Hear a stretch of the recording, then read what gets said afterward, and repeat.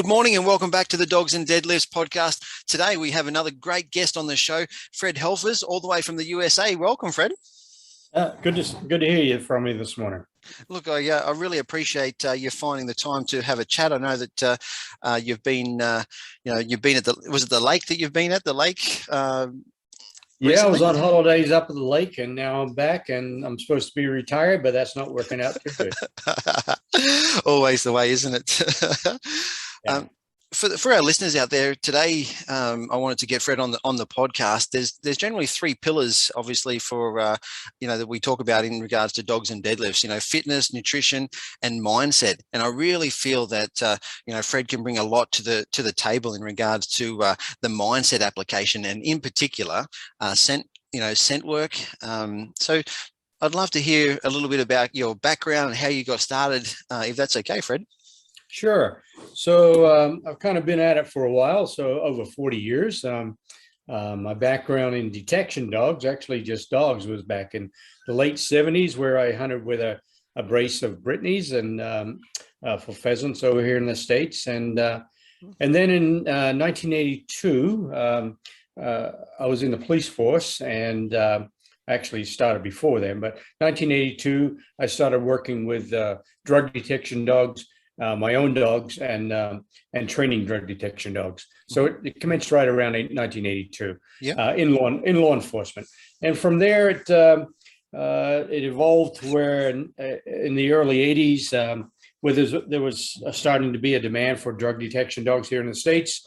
So in 84, I opened up my own commercial training facility with my wife, and then we ended up training not only drug detection dogs, but over the course of 20 years, accelerant detection, insect detection, natural gas, and then and more recently, after I closed my kennel, more recently biodetection dogs. So just a whole gamut of detection dogs, and that has consequently led me to being very fortunate and travel around the world, Brazil and Canada and Sweden and Denmark and Italy, training detection dogs, both for law enforcement and for the civilian population. Yeah, for sure. And there's a lot of other stuff too that goes with that. It's hard to put 40 years experience into a couple of minutes, but on the more educational side, I sat on a panel called Swig Dog here in the States that basically we were tasked with providing best practices for the detection dog world. And that was for 7 years, and that led into OSAC, which is Organization of Scientific Agency Committees, again, sponsored by the federal government here in the States. And we're tasked with, we're formulating and providing standards for the detection dogs world, which is not an easy task, because it's the whole gamut of detection dogs. And we sit on a panel with both practitioners and scientists and educators, and we're trying to hash that out. That's been going on from about 2014, so another 7 years. So been at it a while. So that kind of wraps it up. That's a real quick synopsis. Yeah, for sure. I appreciate that. Just for a moment, can you enlighten us about your affiliation with us Aussies here? Well, it goes back quite a ways. I was actually born in the States, but I was raised in WA, in Perth, from a wee little kid. I can't remember going there until I was roughly around 19, and left Australia to see where my roots were in the States, and ended up back in the States here. And I was a subject of the Vietnam War, and apparently the government wanted me so much. I ended up going in the Navy for 6 years, which was really good for me. And ended up staying here, pursued a law enforcement career. Yeah, for sure. And I know that you mentioned that you've done seminars all around Australia, so you've been here a number of times as well, to not just to visit, but to conduct some seminars down here. Yes, I have, all over. From Brisbane down to Sydney and over to Victoria. Haven't done any in WA yet. I look forward to that, but I understand scent work's getting established over in WA. My family lives there. Because of this COVID situation, I haven't been able to go there, of course, but as soon as it's open, I'm going to be traveling down there. Look forward to it. Fantastic, exciting. Certainly looking forward to get the borders open for sure. So we just wanted to, I've got a few questions that we'll sort of talk through, but pretty sort of casual. Just wanted to obviously fast forward to sort of 2012, was it, when you were introduced to Noseworks? That sort of around that sort of time, and just how that came about and the evolution of that. Sure. So 2011, 2012, I was contacted by a good friend of mine, Ron Gaunt, and Ronnie and I went through our basic dog training school together back in 1982. We were roommates. We actually spent about 5 weeks together in the same house, training dogs. He was more in the protection aspect, the criminal apprehension, and I was in the drug section. So, but we got to know each other quite well and stayed as friends over the years. And then he knew I retired, and then he had retired from law enforcement, and he had started a program called basically Canine Nosework, along with Jill Marie O'Brien and Amy Hero. And so Ronnie approached me in 2012 and brought me out to a session with Amy, and I was intrigued. And then they brought me on board as a certified nosework instructor, and pretty much the rest is history. I've been involved. I don't do too much teaching as I do seminars and workshops, that type of thing. Yeah, awesome. And how have you, this, I suppose this is a personal opinion, how have you seen the evolution of, that particular or not just Canine Noseworks, but scent games, or, for the public compared to, say, the law enforcement side of things, the evolution and how it's been growing, especially over the last 3 to say 5 years?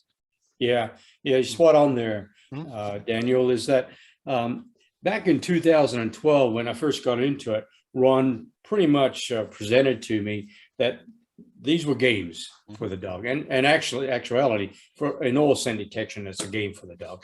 But they focused on it more so for games. There was a small focus on some competition at that point, but it was pretty much games where they would kind of emulate what the professionals were doing, us in the drug detection world, explosive detection, that type of thing.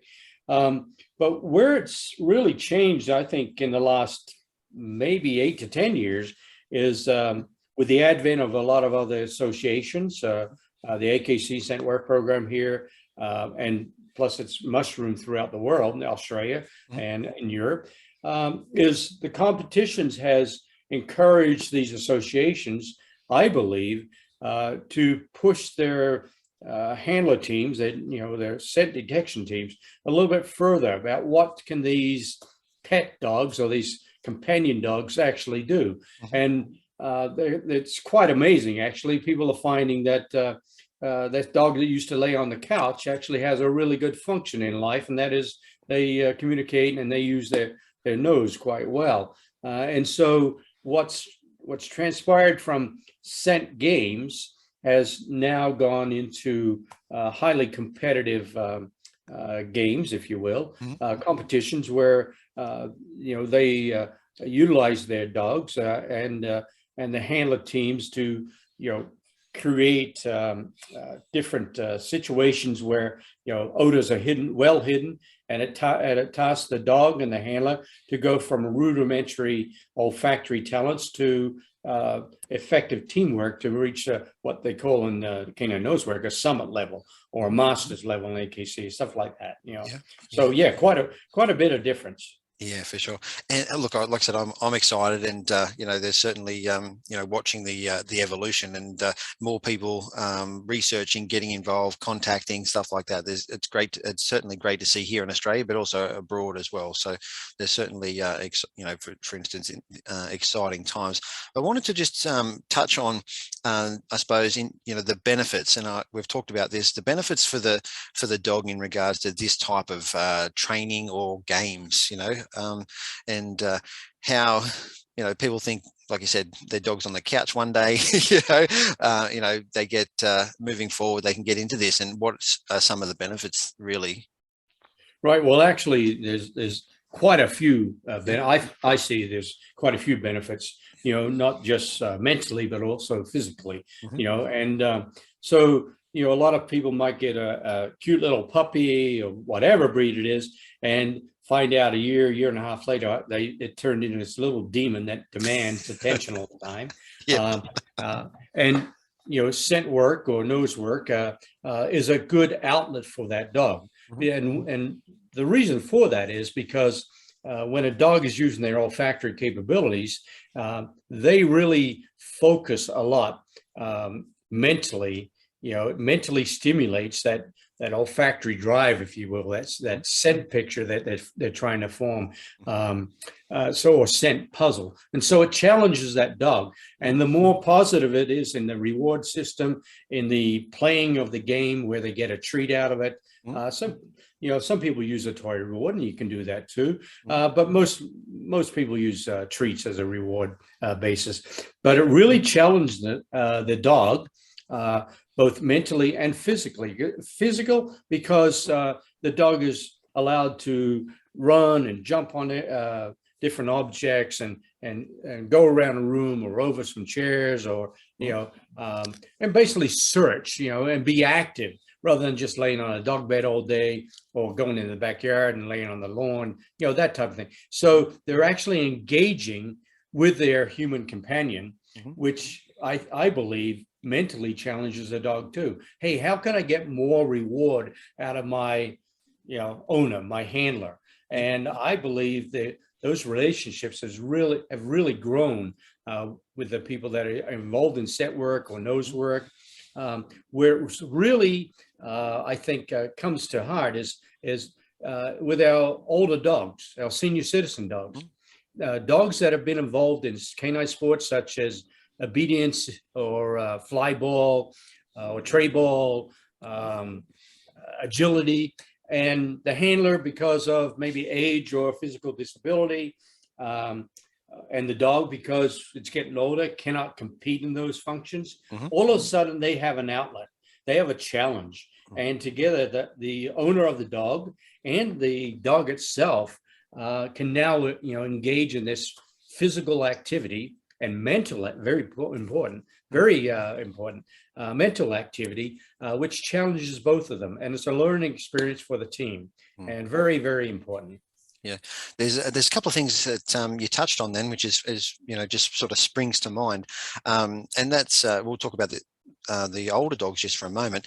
You can make this type of activity as low impact or as high impact as you wish. That for instance, on the joints and the bones and things like that, we can do it in a flat surface, on a field, or as you mentioned, you can get creative and make it a high impact activity where they're jumping over things, and depending on the location, of course. So that's something that just sort of springs to mind when you mention that. Generally speaking, first of all, nose work or scent work can be done by any dog. Dog, doesn't matter the breed, background. But it's generally a low impact sport. When I start talking about the dogs jumping up high or going over an object, that's usually in the upper echelon of the dog sport, of the competition. In some countries, the dog's not allowed to touch the vehicle, or not allowed to go on some furniture, or whatever it may be. And that's okay. But generally speaking, it's a low impact sport, so it doesn't physically harm the dog, but it does build up coordination. It builds up muscle strength. It gets that dog active again, especially with geriatric or older dogs. People are amazed at how their once senile, old, decrepit pup that's laying there on the floor at their feet, all of a sudden, there's a rebirth. It comes to life. And why? Because you're challenging the dog, and the dog is really insanely. They go into this sport with their heart. Yeah, for sure. And I know that last time we spoke, we briefly sort of touched on, you mentioned that potentially sometimes your dog will go out in the field and they may work for 10 minutes or so, but you'd certainly notice the intents, obviously the intent and the intensity, and therefore leads to potential fatigue and things like that as well. Is it, can you explain a little bit about that? Well, with the olfactory system or with professional scenting dogs, there's a propensity for, dogs to, the type of dogs we use in the professional world are usually high drive, very energetic, very focused, very intense. But in scent work, or the detection of odors, if you will, there will become a time where the dog can get nose fatigue. Okay, where they're overwhelmed with different odors, or because of the environment, it's too hot, it's too cold, the dog isn't physically fit, if you will. And so, that could all attribute to a certain type of nose fatigue, coupled with the physical fitness of the dog too. So if you see a lot of pet dogs, which I've seen, and dogs that are at home all the time, there are some dogs that are grossly overweight. And so for them to get involved in scent work, all of a sudden there's a physical outlet, and it's just like humans that sit around, have a few beers and drink some, and have some chips and watching the telly. It does not go hand in hand with good fitness, and so for them to be active. So this is a dual purpose here. Nose work, scent work is not only for the dog, but it's really good for the handler's soul too. I really believe that. So. Yeah, for sure. And there's nothing better than working together as well. There's a number of sports out there that you can work together. But as you mentioned, as we get a little bit older, we start to find our knees are a little bit sore, or our ankles are a little bit sore. Especially with those high impact activities like your agility and things like that, and certainly, this particular sport or activity is good, builds a bond and good for both, it's fantastic. So Fred, I wanted to dive a little bit deeper into the olfactory system, if that's okay. Obviously it's very hard to cover, shorten it down, but for our listeners out there that are new and not familiar with how sort of things work and this type of training, can you give us a bit of an overview? Obviously, this would be generally quite an in-depth conversation and go for quite some time, but can you talk to our listeners a little bit about how the nose works? Sure, I can get into it, but let's be aware of the fact that I'm a practitioner. I'm a dog trainer, dog handler, and not a scientist. Although I will say in the last 15 years or so, science has really brought the understanding of the canine olfaction system really up to the forefront, I believe, and it's helped us out, or us trainers out, immensely.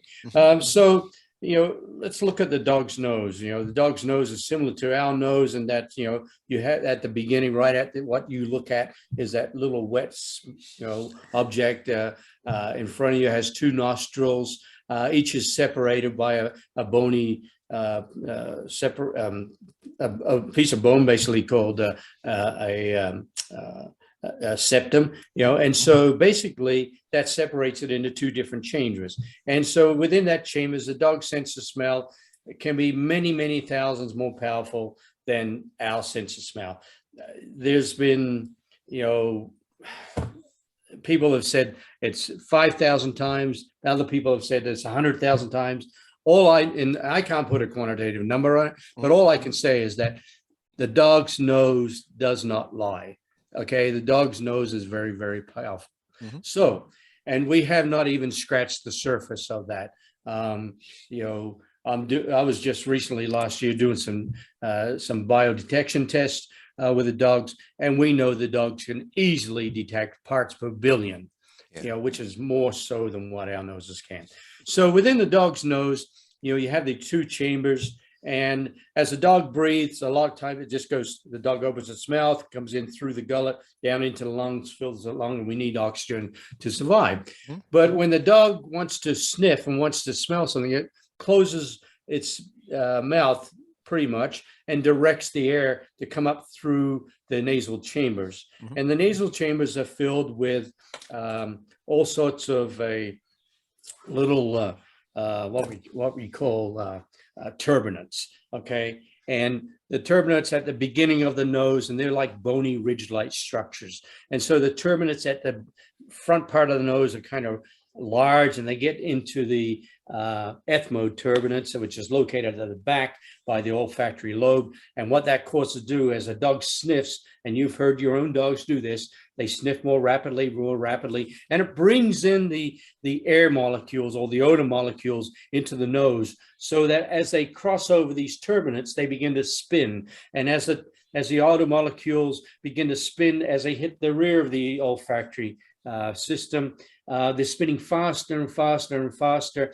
basically, which creates heat. As the odor molecules start to spin, all right, they create heat, okay? And you need heat and moisture. Moisture is created by the mucus in the membranes of the dog's nose. So if you've got heat and moisture, those two coupled, okay, will then hit the olfactory receptors, and the olfactory receptors sends a message to the brain saying, aha, I recognize this odor, or this is a new odor. Now, keep in mind, a dog's always sniffing 24/7 pretty much. And so it's bringing in thousands of different odors we're not aware of.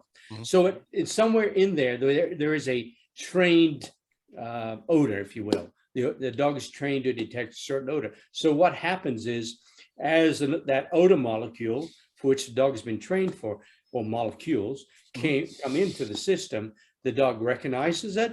Okay, once it goes to the olfactory lobe, and it triggers a reaction, and that's usually a trained reaction by the dog. That's a rudimentary basis of what the dog is doing as far as detecting an odor.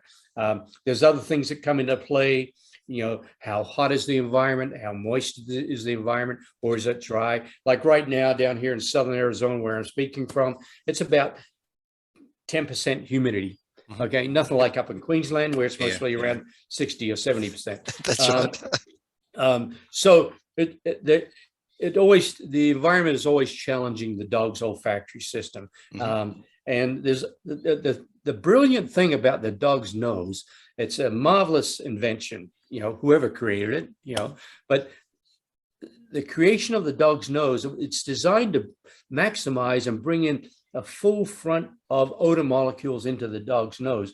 But as the dog exhales, what happens is that the air doesn't come straight out of their nose. What happens when you do, you exhale either through your nose or through your mouth, the air comes straight out. But with a dog, there's what's called a bulb, that's in the beginning of the front of the nose. And what happens is the bulb blocks off the end of the nose to where the odor or the air inside the dog's nose, as it's been expelled, is expelled to the side. And thereby what's happened is not disturbing any odor molecules in front of the dog's nose. So this marvelous invention called the dog's nose, okay, has the ability to ingest odor molecules through the nasal front. And then as the dog is processing that and needs to expel the odor air or odor molecules, it then expels it, but it comes out through what's called the nasal slits on the side of the nose and expels it off to the side, thereby not disturbing the molecules in front of them, but actually causing a turbulence, which then comes back into the dog's nostril. So, I mean, we could talk for hours on this subject, and I don't have my nasal notes, if you will, in front of me, but it's a marvelous science. The olfaction of the dog's ability to pick up on odor is just immense science, and we're just beginning to scratch that surface. Yeah, and it's amazing how, as you said, we're 2021, and we're this science is catching. I won't say catching up, but the science has come together, and we're almost going to the next evolution of things. There's certainly training, and we've had a great understanding of it, but it just seems to be going to next level. Right, and along that, what's happened is that I think science and people in general have recognized the ability of the canine, the dog, to detect such minuscule amounts, parts per billion, that has now led to a different field in science where they actually have to build machines that are capable of registering that amount too. So it's basically kicking science in the butt, or the humans in the butt, and saying, hey, come and prove that this dog is actually smelling this. And that's the challenge for science is they've yet to come anywhere close to the dog's nose. I don't believe they're going to do that in my lifetime, maybe many lifetimes, because the dog's nose is quite accurate and immense. Yeah, for sure. Awesome. So as you mentioned, there's you can go deep and quite a lot into that, but we'll put a quick reference. Obviously, your website. We'll put a reference to your website and your book and things like that a little bit later. But if people want to dive a lot deeper into that, they I'll have some links to those websites and your books a little bit later. That'd be good for sure. So. Also, we'll just sort of jump back to where the games and the nose works and things like that at the moment, and the role. And we've talked about the bonding experience, but the role of the handler, for instance, and obviously with this type of activity you work together. But can you talk about the bond and the foundations of the team? How important is that to get those things right as well? Well, it's in my mind, it's of critical importance. That teamwork is very, very valuable. A lot of folks want to get into nose work because it will help their dog throughout life and give them a task to do and all that.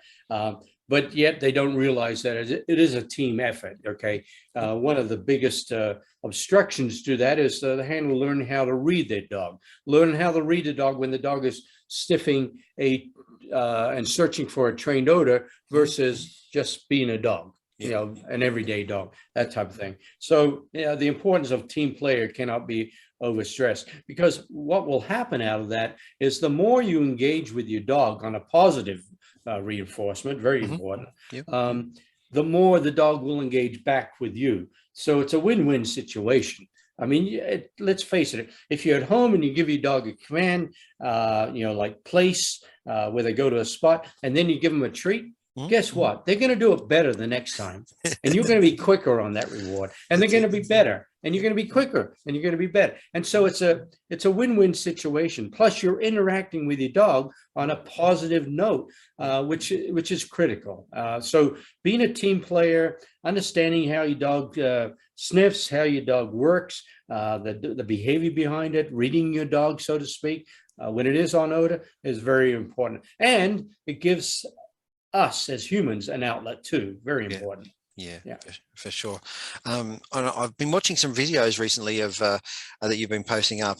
Can you talk to us a little bit about your remote reward system that I've been enjoying the videos that you've been posting on Facebook? Well, yeah, you actually caught me off guard on that. I wasn't prepared to do that, but I'll give a plug for that. Yeah, of course. It's still in the pre-production phase. We're just getting through the beta testing. But many years ago, back in the late 80s, I was invited to do some training for accelerant detection dogs.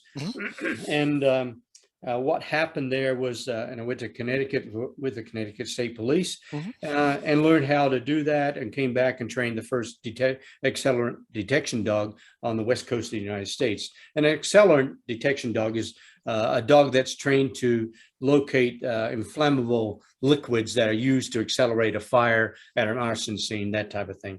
But during that process, and several years on, I began to realize that the handler's role, and I was already training drug detection handlers, the handler's role is very critical, and it's so critical that the dogs really focus on the handler. And so you may do an unconscious act or a conscious act, a physical reaction or behavior that the dogs pick up on. And some people call it cueing. And throughout the years, I've studied that immensely. And there's several ways we can test for that. And one is a double-blind method of testing, which is, I think, the gold standard, and science backs me up on that.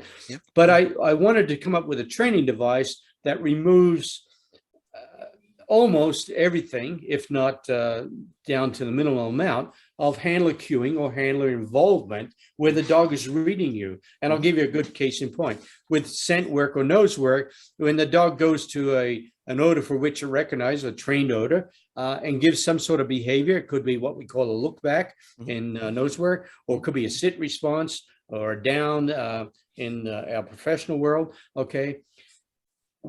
As we watch the dog come in and going to the source of the odor, okay, and give some physical changes behavior, the handler unconsciously may be reaching for their treat bag or reaching to adjust and get to the ball reward.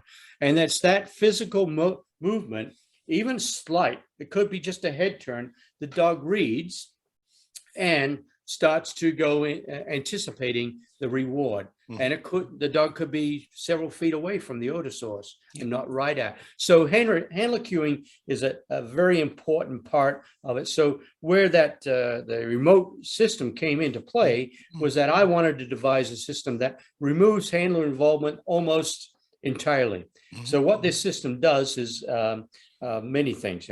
It builds independence. It teaches your dog to hunt independently for that odor without you being involved. Okay, unless you're doing it on leash. There are some limitations there. It will build obedience to odor, which is a big thing in scent work.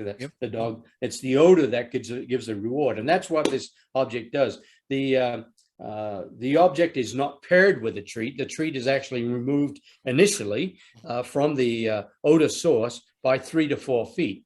Okay.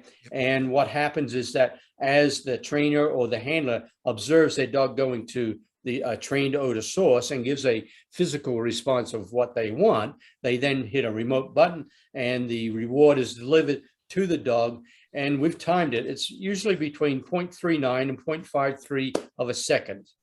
No handler can deliver a reward that fast, number one. Number two is I can stand back 35 to 50 feet if I wanted to and give a reward. You can see some of these videos on my website. Again, we're in pre-production phase. We're just coming to the end of the beta testing. I anticipate it being available next year. But it's a good system to really build handler confidence, build the dog's confidence, teach independence, teach where the dog it's reinforcing obedience to odor, and it minimizes that handler cueing. So it's all encompassing. Plus, you can go from the rudimentary where we have one odor source to where I have 3 or 4 different odor sources for which the dog is trained in and concealed. At the upper stages of training, the dog will be available to find these odor sources in a shoebox, small as a shoebox, or in a rubbish bin, or a fire extinguisher, or a golf bag. And it's just limited to your imagination. So the dog can't actually see the device, but they can smell it. Okay, and they can go to the area where the odor is, and once they give that physical change of behavior that we want, that trained response, the trainer would then release the food source, and the dog will be rewarded. So there's one other beta testing has shown me that I have to talk about now that you brought it up. Of course. One other thing, Daniel, is that I've had the opportunity to work with several people in nose work who are physically disabled. They may be in a wheelchair for whatever reason. They could be in a walker. They could have just had hip surgery and got a cane. And so in scent work, as in a lot of training, the timing of the reward is so critical. The closer the dog is rewarded for a physical response, the more the dog is going to remember that. So if the timing is, if the dog gives a sit response to a certain odor, but yet the reward doesn't come for 7 to 10 seconds or 15 seconds later, there's no connection there to that odor. But if the dog gives a sit response to that odor, and within half a second, the dog is rewarded for that sit, bang, magic appears. And it's not magic, it's just classical conditioning. And this allows someone who has to be in a wheelchair or in a walker or in a cane and can't get in there, or as as we get older, I just hit the big 7-0 here a few months ago. Yeah. As we get older, we can't bend over as fast, or whatever our physical limitations are. Yep. Well, this allows those people, those folks that have these disabilities, to reward their dog very, very quicker in a timely manner. The dog's going to remember, and the dog's intensity and focus and training is just going to explode on them. And additionally, too, the hide may be, as you get upwards in some of your training, maybe under a table or under a chair, or behind a partition where someone with a walker or wheelchair cannot get to. So this allows for the dog to be rewarded, and the handler has complete control through a little remote. And it's, that's where I see some benefits coming out of this. Yep. I look forward to training more with that, and maybe coming up with a video one of these days on that. But yeah, I'm excited about it. I've been working on this for pretty much most of my career, but it's only coming to fruition in the last 3 years. We have a patent pending on it, but that aside, we're going to be ramping up for production if we can get the supplies. It's kind of a supply shortage. Here, most probably by the end of the year, first of the next year. Yeah. Awesome. Very excited. I can do a program completely about that. For sure. And look, let's go on. I've been, like I said, I've been watching your Facebook, and I've been watching posts come up. So I wanted to, just include that there as well, because I'm excited about that, and I love watching the videos. So I just wanted a couple other things that I wanted to just briefly go over, which I probably didn't prep for either, but your online content for people. So we could talk about, how people can increase their knowledge and some of the stuff that you're producing now at the moment. Obviously with COVID, the last couple of years, travel has been a little bit of an issue, but you've got your book there. Do you want to just talk about a little bit about that, and some of your online content that you've been producing? Right. So after a couple of years of being involved in canine nose work with Ron Gaunt, I was challenged to come up with a basic training book and I call it the Nose Work Handler. And in that book, I outlined the functions of the dog's nose, how the dogs work, training concepts, how to start the dog off. Not so much in that area, but how to basically build a good scenting dog for the sport of canine nose work or scent work. Along with that, along with the book, and that can be, you can either get it through the website or through Amazon, that type of stuff. But along with that, on my website, because of COVID, I was pushed to do some webinars. And so, because it's a lot easier to sit in your office and do webinars than it is to travel when there's a pandemic going on. So I come up with 4 different webinars. 2 are free. So go to my website, they're free. Once you click on it, you'll be directed to another website called thinkific.com. It's a link, and there's 2 free webinars there on leash handling, how to handle your dog for scent work. And then I have 2 paid webinars that is actually taken from my 8-hour presentation on the olfactory system, how the dog's nose work, and how odor works, how odor is influenced in the environment, et cetera. So there's those webinars, along with numerous short training videos on my website. I go to remove them and replace them with something else, and I go, wow, I really like that one. I should keep that there.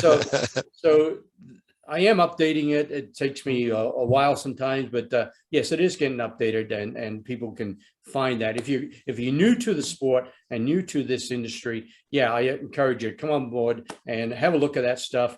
I'm by all means not the only trainer out there or only instructor. There's other viewpoints and modalities. Sure, research that online, but you'll find a lot of stuff on that.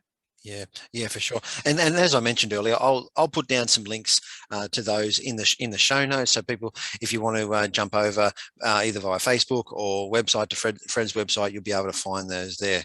But is it sort of toward, just want to wrap sort of things up toward at the moment, Fred, is there anything you feel like, you wanted to add for the conversation today about, primarily, this conversations have been about, new people, not currently in the sport, looking to get into the sport, do something different with their dog, get that, that mental capacity going.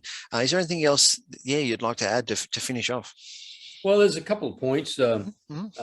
First of all, nose work or scent work, it's all about the dog. Okay. You as a handler, you take second string. You're second place. You have to understand it. It's all about the dog. The dogs go all out. Now, you may see the little border collie being really frenetic out there, or the lovable lab. I happen to have Labradors for 40 years. I'm kind of biased towards them. Field labs where they're just bouncing off the walls and going crazy, or a really good Malinois. Or you could have a King Charles Cavalier, or you could have a little Yorkie. It doesn't matter what, okay? Now, each breed is going to be different in the way they approach their scenting task based on their instinctual drive. And a lot of it, they're training. However, all dogs are equal when it comes to scent work. And so don't cut a dog short on that, okay? Your dog will get it. It may take a little bit longer than your neighbor's dog or your friend's dog. Because they may have gone out and bought a high-powered Malinois, which, it takes certain people to handle Malinois, but they're an excellent dog. But it's not the same as having a Springer Spaniel, because there are a lot of Springer Spaniels that are doing excellent detection work in the world. But if you have a pet quality, maybe it isn't as driven or intense, but it will become that way. Some of the dog that's really amazed me is a little Papillon. I see them in Europe, in the United States, in Canada, Australia. Yeah, they don't know they're a little dog. They think they're a Malinois. It's phenomenal. And what I'm getting at is that it takes old dogs to do this, okay? And every dog can do it. It's all about the dog. And the other thing is, from the handler perspective, is just be patient. As in old dog training, and it took me a while, it took me about 10 or 15 years to realize this. You have to be patient as a dog trainer, and be repetitious, and be rewarding, and be positive towards that canine companion. But be patient. Don't expect to go from your foundation, just like in physical fitness. Don't expect to go from foundation, from running one lap around the footy oval to doing a marathon. Ain't going to happen overnight. It takes time. And in some dogs, it comes quicker, and other dogs it comes slower. And the third thing is, if you're in a competition and you want to compete with your dog, great. My hat's off to you, because that's very rewarding. But if you just want to go out and have fun with your dog and enjoy your companion, do that too. You don't always have to go for medals. You don't. I can trust me. The dogs have told me they don't care if you come away with a ribbon or you give them a treat. Okay, they'll up for the treat every bloody time. That's exactly right. Anyway, but there is a couple of shout outs. You asked me about some other avenues. So I know in Australia, you can look it up. There's the ACSW, founded by Marion Brown down in the Sydney area. They're online, I know that. And also up in your neck of the woods, Becky Thomas with Ultimate Canine. I don't know if I can plug them. Yeah, of course. She's got an excellent business going up there. Very good trainer, both her and Marion. And there's other people in Australia. I can't go through all of them. But yeah, there are resources. And the beauty about it, scent work, it doesn't cost much money to get into it. You don't need all sorts of gear, a treat pouch, a good leash, a harness, or a real nice flat collar. And that's pretty much it. And then you get old boxes to start with. It's not like going out buying a whole bunch of brand new agility equipment or bike suits or, all that stuff. So it's rather inexpensive, and your dog's going to love you more for it. Sure. I think it's just amazing. A really good sport. Yeah, for sure. Awesome. All right, Fred. Thank you. Look, once again, I want to really say thank you very much for your time today. That's a great oversight, and look into scent work and how it can stimulate the mind, olfactory system. Really appreciate it. Thank you very much once again for your time. Hey, anytime, Daniel. Have a good day. Thank you.